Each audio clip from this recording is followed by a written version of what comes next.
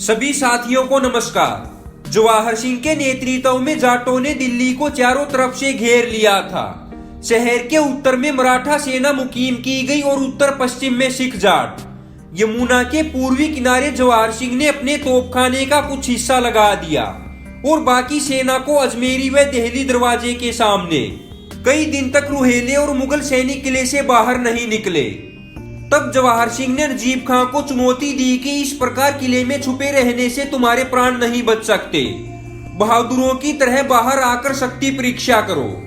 तब मुगल अपनी सेना सहित दिल्ली से 5-6 कोस फरीदाबाद की तरफ पीछे हट गए और अफगान सेना को मैदान में आने का मौका दिया गया। नजीब खां क्रोधित होकर दलबल सहित 15 नवंबर 1764 ईस्वी को किले से बाहर निकला।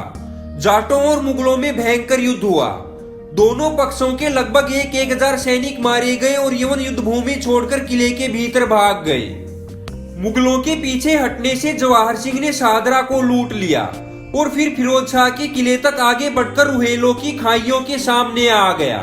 जवाहर सिंह ने मल्हार राव से उन पर हमला करने में सहायता देने के लिए कहा। मल्हार राव अपनी सेना के साथ निकला, परंतु जवाहर सिंह की सेना के बहुत पीछे शेरशाह के किले के पास रुका रहा। जवाहर सिंह ने उसे बार बार आगे बढ़ने को कहा, परंतु उसने अनसुनी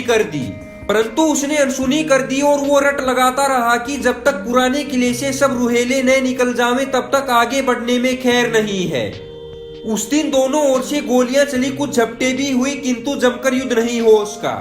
जवाहर सिंह को जब यह ज्ञात हो गया कि दिल्ली के दक्षिण में नजीब खां ने खाइयां खुदवा रखी है, जिसके कारण नगर के निकटवर्ती नहीं जाया जा सकता, तब उसने अपनी युद्ध योजना बदल दी। अब उसे अपने मराठा मित्रों की सच्चाई में भी विश्वास नहीं रहा। 16 नवंबर को उसने बलराम और अपने गुरु रामकृष्ण महंत तथा जोधपुर के ब्राह्मण सवाई राम को 8,000 सवारों सहित अमली घाट के पास यमुना पार करने के लिए भेजा और ये संदेश दिया कि पश्चिम तट पर रुहेलों के जो सवार गश्त लगा रहे हैं उन्हें खदेड़कर भगा दिया जाए और नजीब के नावों की पुल के पूर्वी सिरों पर जो 100 रुहेले बंदूकची पहरा दे रहे हैं उन्हें दबा दिया जाए और फिर पुल पर से धावा करके पीछे की ओर से नजीब की खाइयों में प्रवेश किया जाए। जवाहर सिंह ने सामने से हमला किया। यदि एकदम धावा होता तो ये योजना सफल हो सकती थी, परंतु जाट सवार रास्ते में ठहरकर अनाज की संपन्न मंडी पड़पड़गंज को लूटने में लग गए और इस प्रकार उन्होंने समय नष्ट कर दिया।